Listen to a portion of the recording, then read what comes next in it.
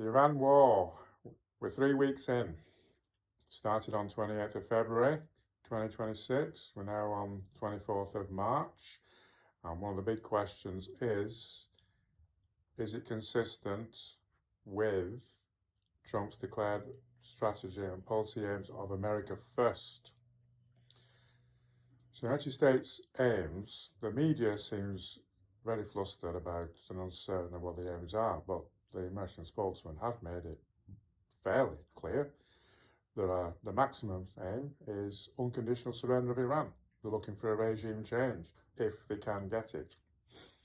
And the second aim of the United States as a minimum is the military objectives, which are the degrading of Iran's, on the elimination really, of Iran's Navy and Air Force, and that's pretty much been achieved, except for Iran's fast attack craft. The ballistic missiles and nuclear capability is the other objective in the military area. They want no Iranian nuclear weapon and no capability for them to rebuild it. That looks like it's pretty much been achieved, certainly put back many, many years. Missile capability of Iran, they started with 2,500, we think, ballistic missiles. Those are called short, medium and intermediate range ballistic missiles. Much more the shorter range ones than the medium range ones. Drone, that's been reduced, we think, by at least half. That certainly the salvo rate has been reduced, daily salvo rate reduced by about 90% or more since the war started, the Iranian capability. Drone salvo rate capability has been reduced by about 80 to 85%. It's much more uncertain how many drones Iran started with. Estimates vary from 6,000 to 50,000, a very wide range of estimate there for that. So the other military objective of the United States is to reduce the Iranian proxies. Hamas has already been decimated basically by Israel's war on Gaza. Hezbollah severely damaged. The Houthis are remaining out of it for now. And there are also, though, some Iranian proxies, militias in Iraq, and they might have joined in a limited way against American bases in Iraq. So those are the American aims. Maximalist, then, to summarise, is unconditional surrender and regime change. Minimalist, which is much more achievable, is virtually the wiping out of Iran's military capability, except for its ground forces, of course. The possibility of ground war is very, very unlikely. It will need a massive effort, much bigger even than the Iraq war, when the Americans used 500,000 men. That's going to be virtually their entire army and marines now, so it's even doubtful if they've got the capability to do that. So we can virtually almost discount that as an American strategy there. How is it going to end then? Well, Trump does have the capacity to walk away and declare victory whenever he wants, because he's fighting this war at arm's length, thousands of miles away from the United States. It's whether he wants to go for the maximalist aim or the minimalist aim, and go for negotiations or declare the minimalist aim. The minimalist objectives have been achieved, and therefore, in a position to walk away. So the end game then would have two possible broad results. One is the maximalist, that the Iranian regime is overthrown by popular revolution. The idea is that by battering it and destroying its military capability, destroying the regime's capability to oppress the people as well, or at least degrade it, that it gives the chance for popular revolution, and then following from that, with some dropping of arms, for example, or the use of intelligence, CIA, Israeli Mossad, etc., you may get a popular revolution and a split perhaps in the regime, and it collapses. That will be the maximalist and most ideal result for the United States. If they fail to get that, we're going to have a situation where Iran's capacities, military capacities, are degraded, but the Islamic mullah regime, the Ayatollahs, are still in charge, but basically they're reigning over a heap of rubble, and their capacity to do damage is put back 5 or 10 years. It looks like, as of 3.5 weeks in, that will be the more likely result, but time will tell. Israel's aims are similar to the United States, but not completely identical. It's the same broad aims to regime change as the maximalist and the minimalist, to reduce the Iranian threat militarily against Israel as much as possible. But Israel obviously is in the region, so it's much more important for Israel. So the idea of regime change is much more prominent in the Israeli establishment than it is in the Americans. They're going to push for that harder than the United States does. In addition to that, Israel has launched a war against Lebanon, the Hezbollah forces ally of Iran in Lebanon, and they're definitely taking the opportunity of this overall Iran war to smash Hezbollah as much as they can under cover of the overall war, and they're not too bothered about the amount of damage it causes to Lebanon. Whereas if they'd just been doing that on their own without the context of the Iran war, there would have been a lot of international pressure on them. There's less international pressure on them now. Problem for Israel could be it's harder for them to declare victory than for the United States, given that they really want regime change. And there could be a problem for them down the line if Trump's America decides that it's won and they declared victory, whereas the Israelis might want to carry on, or maybe the operations in Lebanon are not yet completed. We could have a situation there where the Israelis are carrying on after the Americans have declared overall victory. Overall, however, Israel is, at least in the immediate term, is going to come out of one of the winners of this war. The maximalist aim, regime change, that will be virtually an absolute win for Israel. The minimalist win of massive degradation of the Iranian military capability, including its nuclear and ballistic missile and drone capability to hit Israel, will be severely reduced. So Israel could, will be quite happy-ish with that. They'll be happier with regime change, of course. So similar there to the United States for Israel. Maximum regime change, minimalist military degradation, short-term winner, a little bit of risk if there's a split develops later on between America and Israel over the longer-term war aims. Iran's war aims and criteria for victory are fairly straightforward and different to those of Israel and America. Iran's aim is survival of the regime. Simple as that. They're in danger of being knocked out, so survival, they would count as a win. Their strategy is quite interesting. They can't face down Israel and America in conventional warfare. They are totally outclassed, both technologically, in scale, everything really. So they've adapted a strategy, what's called asymmetrical warfare.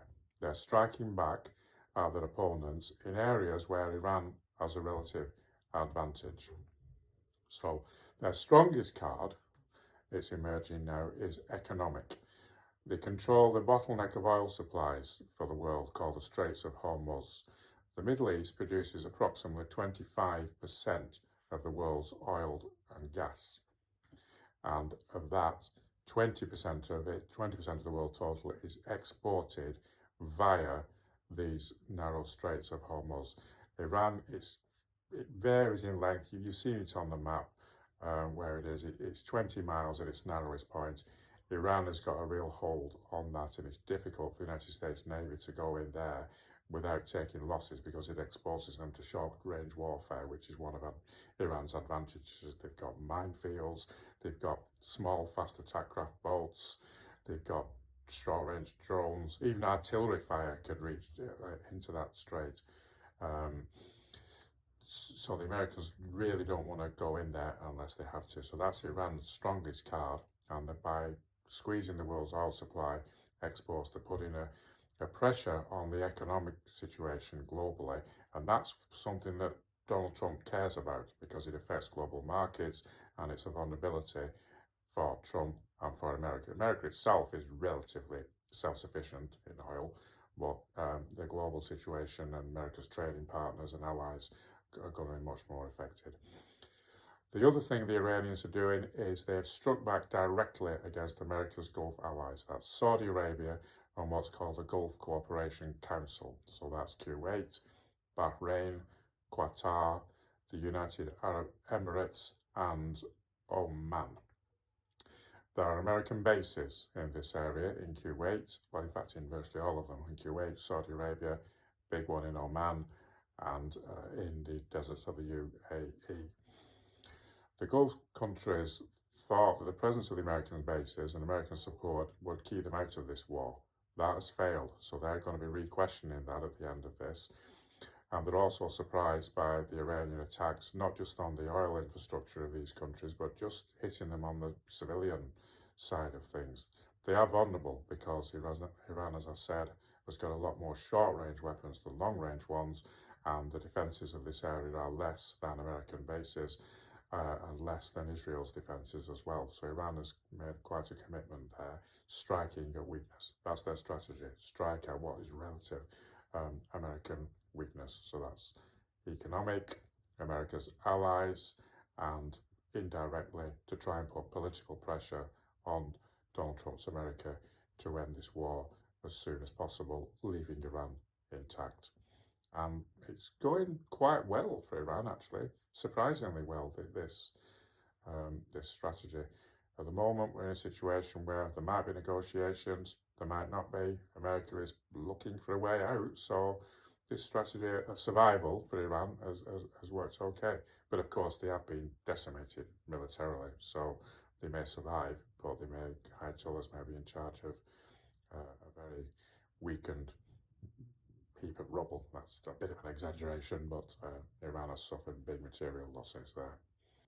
Recapping the likely outcomes then, the immediate outcomes.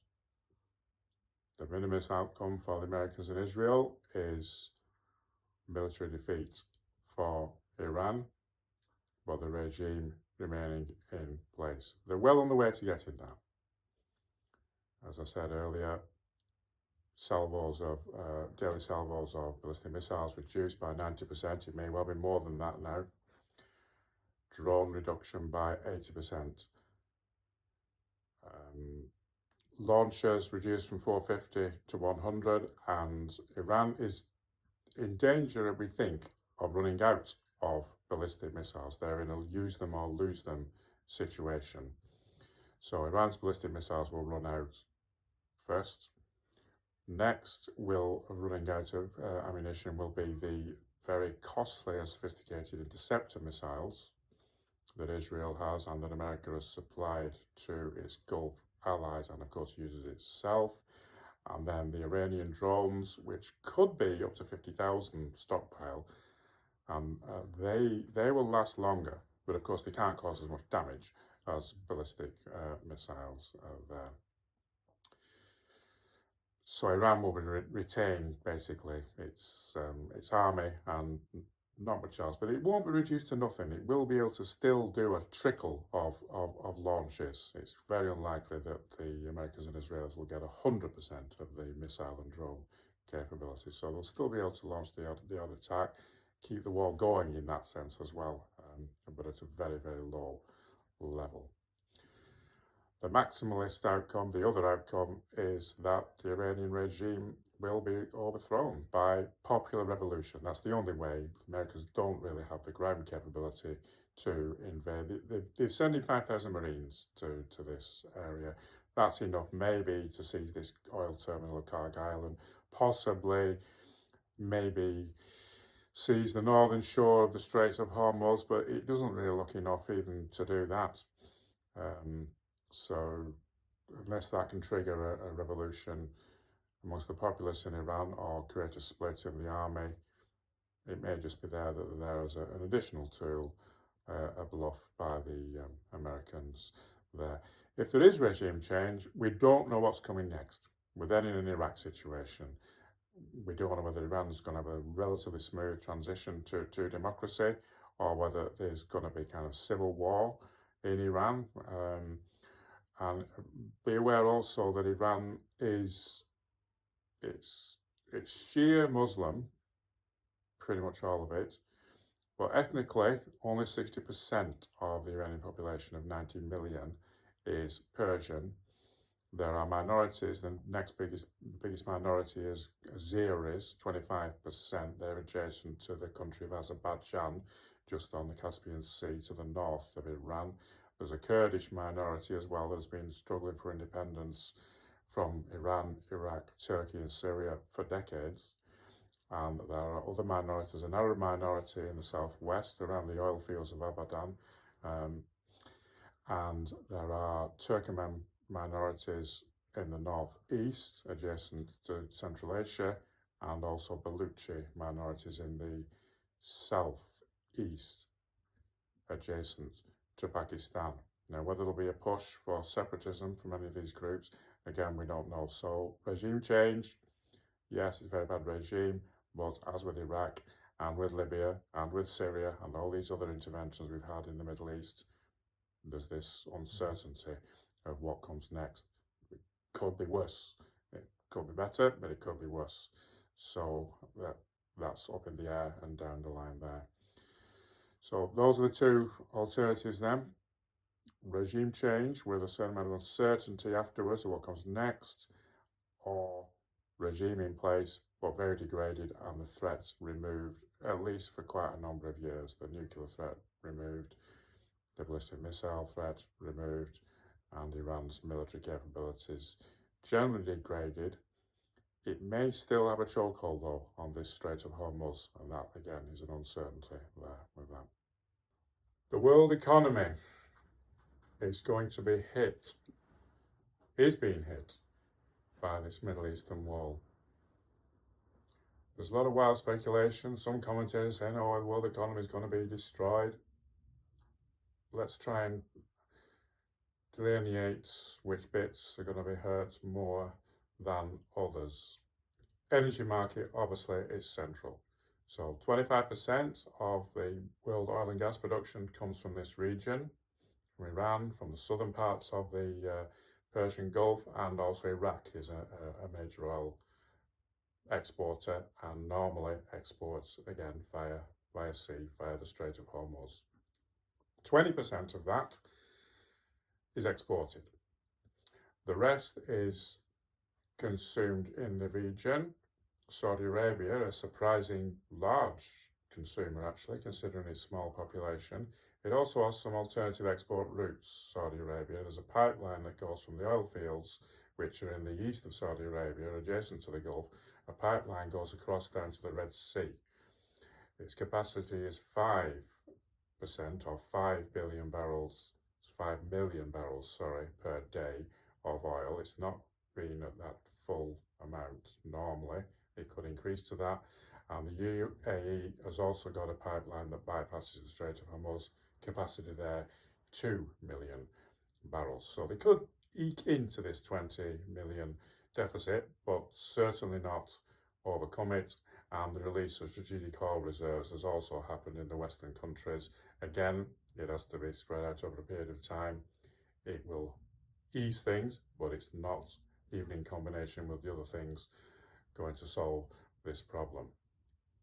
Countries that are dependent upon oil. The United States produces about 20 to 21 million barrels of oil a year. It's the largest producer now due to fracking. It consumes almost as much, about 19 million barrels, 19% of world consumption. So it's a slight exporter, but it is affected by the global price. And within the American production, there's a mixture of heavy and light oils, and you need both. So America does import some heavy oil and exports quite a bit of light oil to get the right mix. So it is affected. It would take some action on America to make itself totally immune, but it's relatively well placed. Canada is the other industrial country that's well placed as well. It produces about 6% of world production, which is more, almost twice as much actually, of its normal consumption. Most of that, by the way, goes to the United States. So the United States, North America as a whole, is well placed to weather this storm. Not so, apart from Russia. Russia is the other big gainer. Russia is the joint second largest producer with Saudi Arabia, around about 10% of world production each, 10 million barrels per day. Russia uses about half of that, a little bit less than half of that, exports the rest. They're a big gainer. The other industrial economies, Europe traditionally is using about 11 to 12% of world consumption, 11 to 12 million barrels per day. All of it virtually is imported. There's only British North Sea and Norwegian North Sea, 1 to 1.5% production there. Big importer, very vulnerable. Not all from the Middle East though, it does get it from other parts of the world, South America, Africa, etc. The big new factor compared to the 1970s, when the last oil crisis occurred, is that Asia is now a massive consumer and importer of oil, and because of geography, a lot of that, most of that is coming from the Middle East. China, the second superpower, uses about 16% of world oil consumption, 16 million barrels of oil per day. It produces about 5 million barrels, so it's about 3/4 import dependent, and half of that comes from the Gulf area. So this is the one major strategic vulnerability that China has. It's allied to Iran, and so far Iran is allowing through oil tankers from Iran itself to China and from the Gulf there, but it's vulnerable to disruption. India, new economy, now the third largest oil consumer, 6 million barrels per day, produces hardly any of it, and the vast bulk of India's oil also comes from the Gulf, so that could be quite serious for India. In the east, the Far East, Japan and South Korea, two other big industrial economies, no oil at all, hardly. They're virtually 99, 100% importers, again, a heavy amount of that from the Gulf. Other poorer countries as well are going to be hit by this across the global south and in Asia.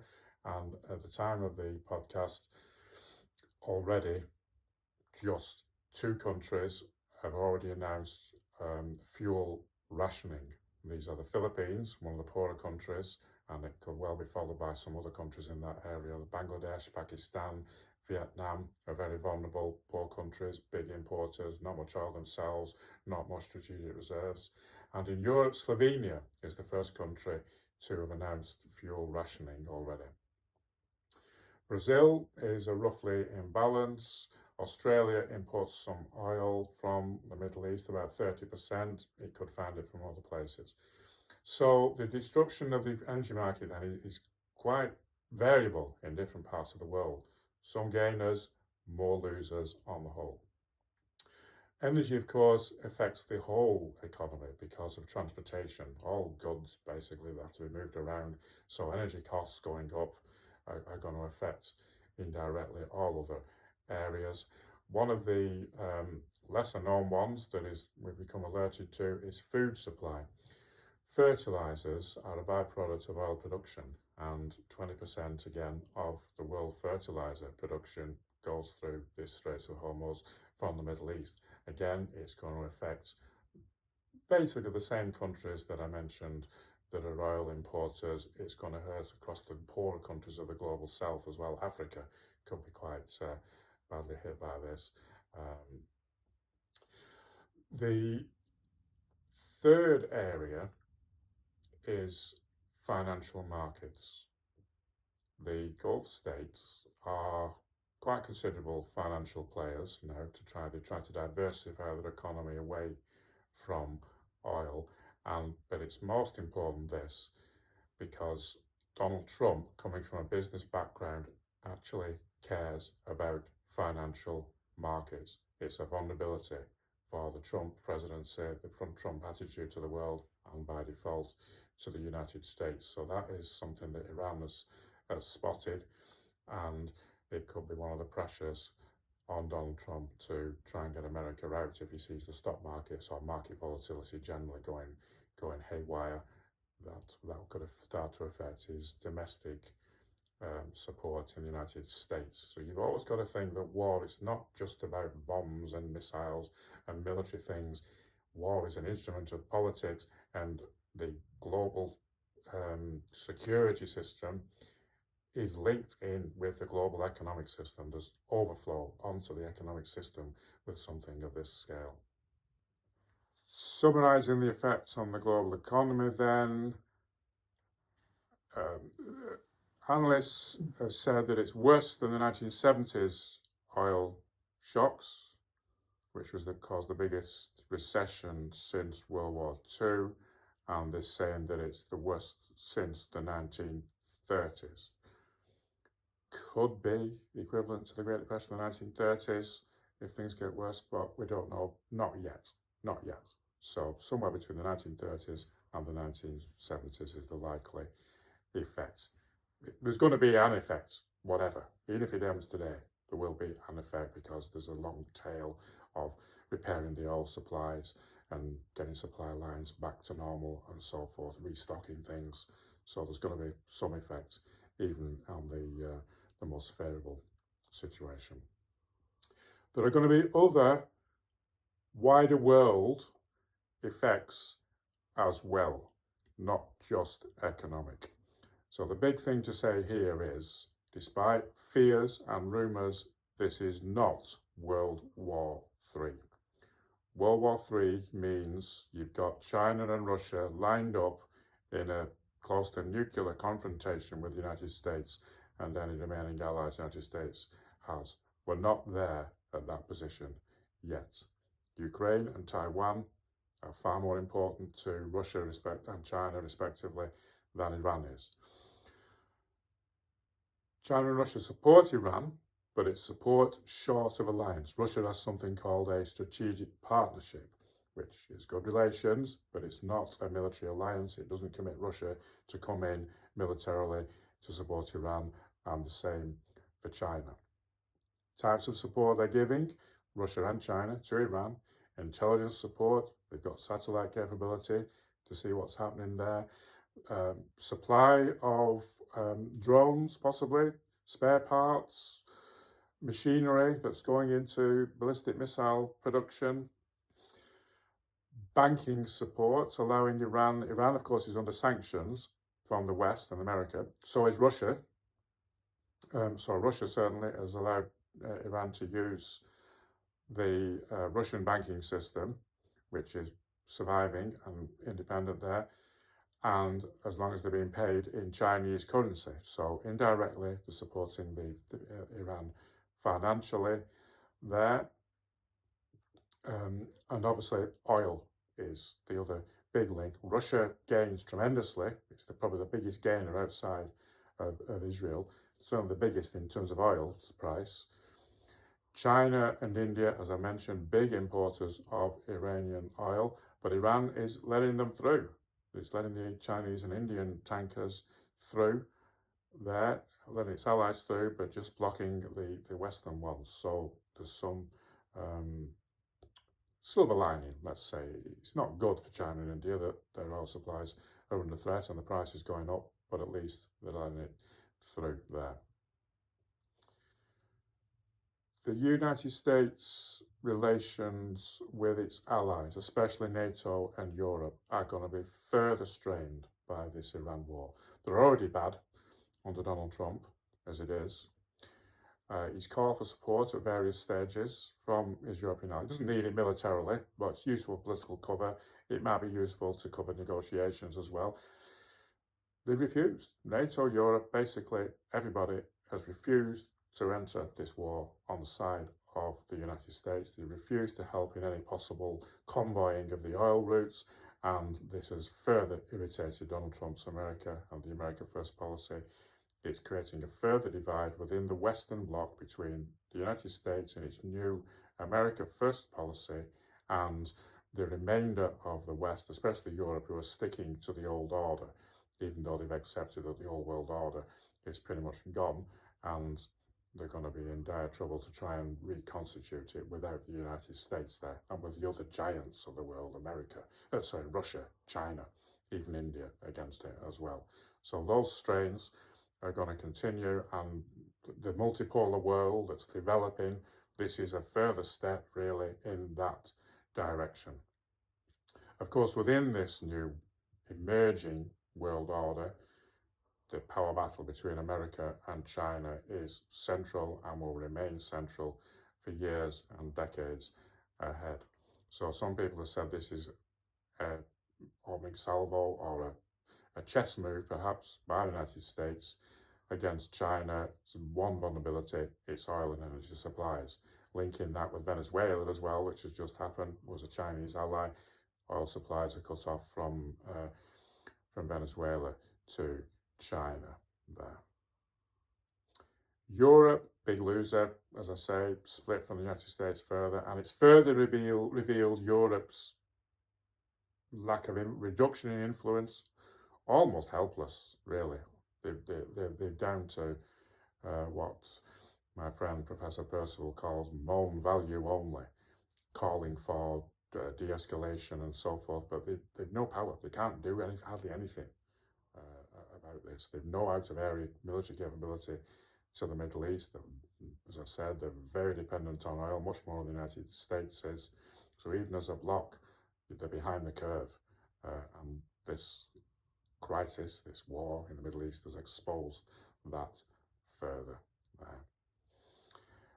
Finally, on wider world effects, let's just recap on the United States and Israel. Close alliance at the moment. It could become a problem down the line a little bit for Israel because, as I say, America needs to have a short war, get out and declare victory. Israel, because they're in the region, the geography means that they are in the region there, they're stuck, they can't change that, they can't really walk away. They're going for a longer war to degrade Iran and Hezbollah, their ally there in Lebanon, to degrade their capabilities. So if America walks away and is left with a residual war between Israel and Iran, that could be a bit of a problem for Israel down the line. It'll further exacerbate this West versus the East or versus the rest split as well. If you look at votes in the United Nations, the Palestinian issue is one of the things where the rest of the world pretty much lines up against the West. So no new trends really here. This war is going to exacerbate, exaggerate, reinforce the trends in world power that we've already got. Not only does war affect economics, it has a political aim, and in democracies it requires domestic support for it. So looking at that, Israel, solid domestic support, 93% according to most polls there. Netanyahu has been a bit of an unpopular prime minister, but the support for dealing with Iran goes across all political parties in Israel. It's not just limited to Netanyahu, and because it's an existential threat, that situation is not likely to change very much. United States, support there for it looks to be about 40% initially, with 55, 52, 55, 56% against that sort of figure. But that's only if the war stays short, 1 to 2 months. Opinion polls are showing if it was to last, or the effects of it were to go on for a year, that support drops way down to 13%. And of course, Donald Trump has got midterm congressional elections coming up in November, less than a year. It's November, 6 months from now. So he's got to get this thing wrapped up if he's going to declare a win for it. Short war for Trump, long is disastrous, and that's a limitation upon it. The rest of the world, Great Britain, and this is typical as well of most of Europe, very low support, only about 18 or 20%. the against 60%, and then the rest is made up of don't knows, and that is a picture across Western Europe and the NATO allies. There is more support for it in some other Western countries. Canada and Australia announced immediate support for the Iran war when it started, but didn't offer anything materially, and are not going to enter it, but they offered support, as does Japan and South Korea. But again, it's rhetorical support only, it's not actual material support. Argentina is another strong Trump ally, but that's about it in terms of countries supporting the war in a non-military way. Important neutral countries, the most important ones, are India, Turkey and Egypt. India, as we said before on previous podcasts, is playing this equidistant balancing role in world power as it rises as an important actor, equidistant between East and West. Turkey and Egypt obviously important because they're adjacent in the region. Egypt, the most powerful Arab military state, and Turkey also a considerable medium power that also borders on Iran. Wider world countries, though, that are against the war are probably more numerous. The BRIC countries we mentioned, obviously Russia and China, but also Brazil is against, Mexico is against, South Africa is against, and generally there's no support for it across the global south and the global east. So more countries there against that. So obviously it's America, is the big one. To summarise there, Donald Trump has got to get this war wrapped up enough to declare victory pretty quickly.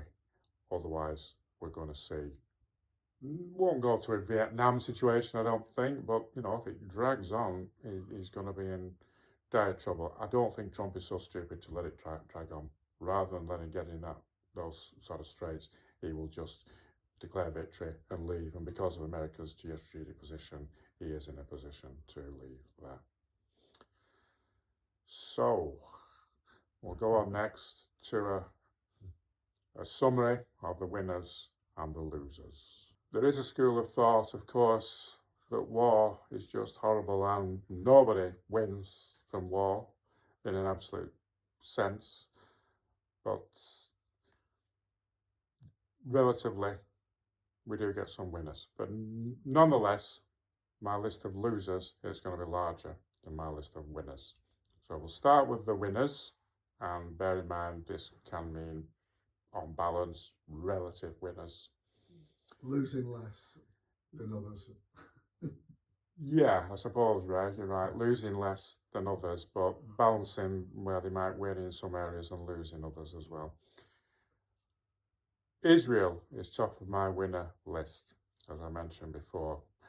Even a minimal win for Israel, degradation of Iran's military capability, especially putting back of its nuclear program, almost total destruction of its ballistic missile and drone program and production capability as well. Degradation of its naval and air force and its military capability. It doesn't matter to Israel that Iran has still got, assuming the regime survives, doesn't matter that they still have a large army. There's no geographical contact, obviously, direct between Iran and Israel, so Iran can't use its army against Israel. So even the least size of victory, military victory alone, Jordan separates them. Yeah.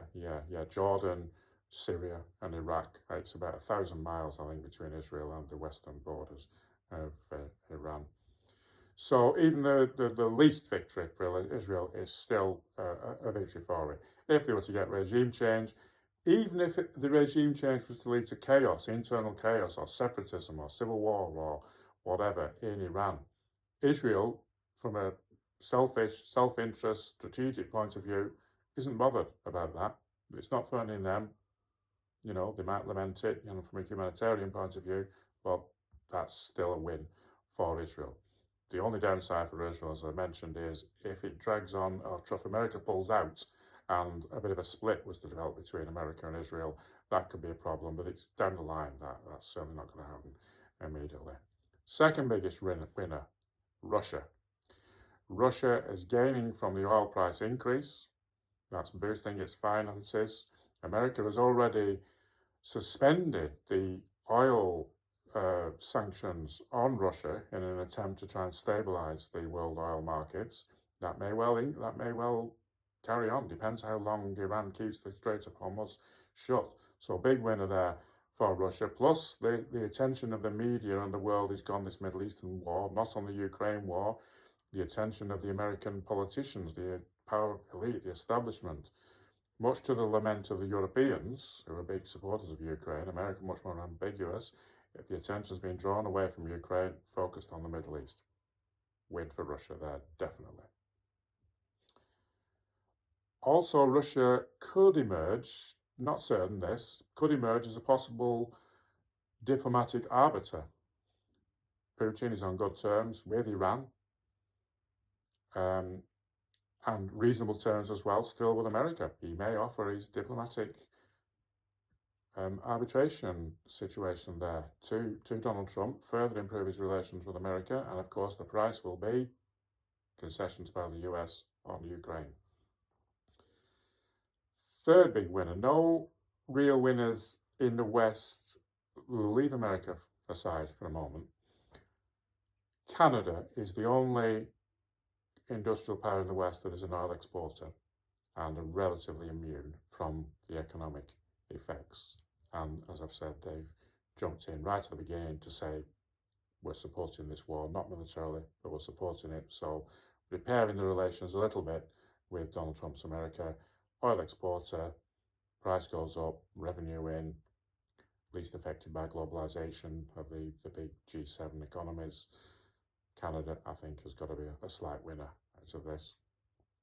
Other winners are the other oil exporters outside of the Middle East. So that's Nigeria, Angola in Africa, Algeria as well, and Libya. They're all exporters. Africa generally is a loser because of its effect on its food supplies, but those oil exporters are going to be winners. Mexico, oil exporter, winner. Venezuela, oil exporter, winner.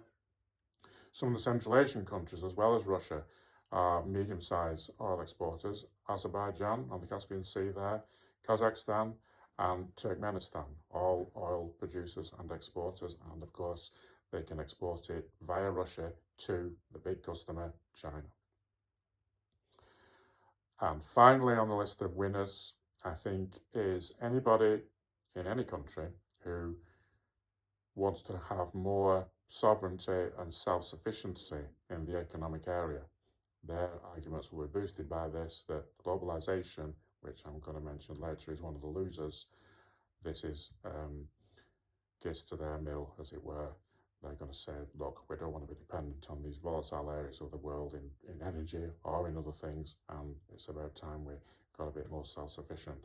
We're seeing that even in a country like Britain, which can't really be self-sufficient fully because of its size, but, you know, they've been scared by this, and they're trying to edge a little bit towards that. The losers. This is a longer list than the winners. Iran. Now, Iran will claim that it's a winner if it survives, but being in charge of a heap of rubble with your military capability smashed, you know, it's a high price to pay, isn't it? So the Iranian people definitely are losers. The government might claim itself a winner, but the Iranian people, 80% who don't like the government, if the regime stays in place, they're losers. They've seen their country bombed, infrastructure disrupted, prices gone up. They will definitely be in the losing column there. Second group of losers, I think, definitely are going to be the Gulf oil states, Saudi Arabia and the Gulf Cooperation Council. They've seen there's going to be moderate damage already to their oil infrastructure, not just the exports, the refineries, production capability. That could get worse if it carries on. So that's a problem. They've tried to diversify their economies over the last couple of decades with financial services, tourism, air hub, and a reputation for peace and stability in an otherwise volatile region. That's been blown apart. It might recover at a later date, but for now and for a few years into the future, it's blown apart. They're going to be questioning as well the usefulness of an alliance with America, an American basis, which has failed to deter this war and has made them a target. So they are definite losers. They've got plenty of money in reserve, so they will, in a strict material financial way, be able to repair any damage, but it's going to take time, and the sort of psychological, reputational damage, that's going to take a lot longer to recover there. Ukraine, definite loser. Russia's a winner, Ukraine's a loser. Distraction from the war in Ukraine, financial boost to Russia with Russia's oil revenues and the end of sanctions on Russia, and America possibly needing Russia as an arbiter. Ukraine definitely loser. It has a slight thing in its favour in the sense that it's been at war with Russia, it's developed military capacity to repel drone attacks, and it's using that as a little bit of leverage to offer this operational techniques to the Gulf states. So that's a little bit in the other balance for Ukraine, but overall I think we've got to say Ukraine is a loser. Lebanon and the Palestinians, definite losers. Lebanon, focus has been off it. Israel's attacked it big time, trying to get rid of Hezbollah. There's big tension between Hezbollah and the non-Shia populations of Lebanon. They can't do anything about Hezbollah because they're militarily inferior to it, so they can't kick Hezbollah out. Israel's doing it for them. Southern Lebanon, and not just southern Lebanon, but the whole of Lebanon is taking a bit of a battering over this. Palestinians, the Palestinian people, Israel, Palestinian, Gaza, totally off the agenda. They are going to be definite losers. Whatever happens, everybody's got bigger fish to fry now, bigger interests to consider, and they've slipped down the agenda of priorities. And of course, they've already suffered quite considerably over the Gaza-Israel war. United States, NATO, Europe relations, also definitely in the losing column. Donald Trump has been fairly vitriolic in some of the criticisms of his allies across the world. He's asked for support, and they've not given it. The year and a bit of the non-American West basically cuddling up to Donald Trump, trying to control him, that's failed. And recently they've been standing up to him as an alternative strategy, and they've done that this time. They've refused to go to war with all sorts of excuses, and the American Donald Trump said, we're going to remember that, so there could be consequences down the line. Further splits. I'm not saying NATO will completely crumble, but it's a further step along the road for that. Europe itself as well, as I say, because of its dependence on oil, because of its split with the Americans, diplomatically, its influence in the world has been reduced and shown to be reduced as well.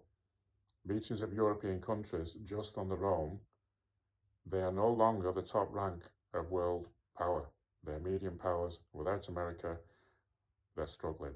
And this war has shown that up yet again, on top of the things like the Davos conference, Venezuela war, the disputes over Greenland, general American, European disruption by Trump. This is a further step along the same road. Europe is in further decline there.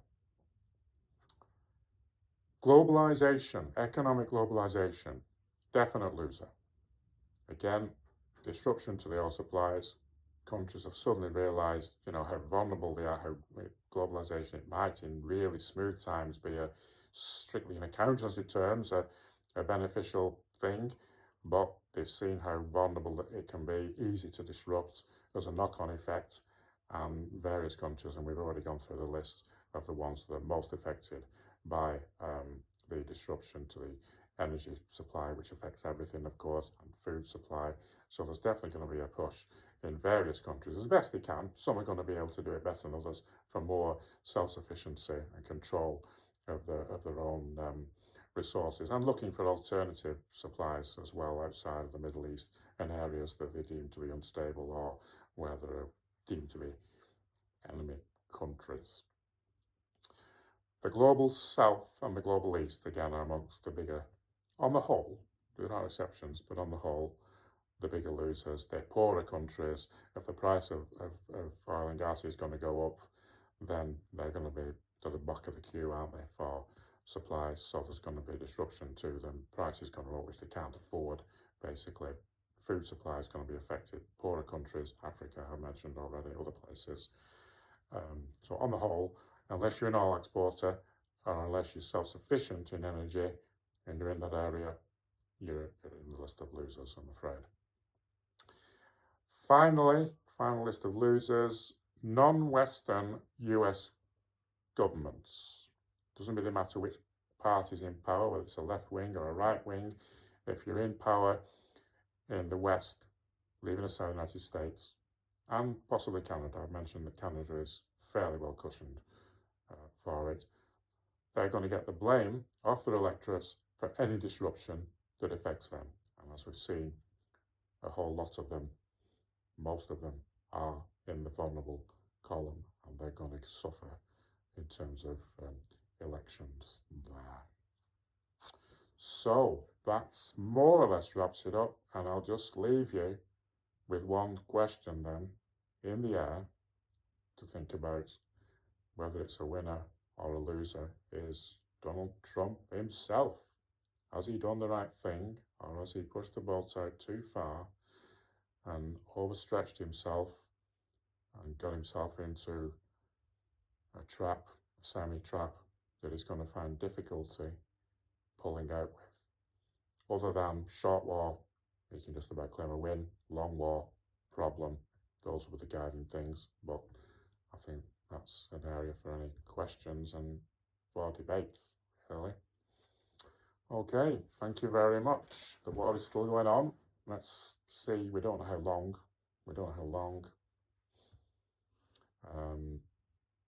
But big disruption, big event, big volcano in the tectonic plates of world power.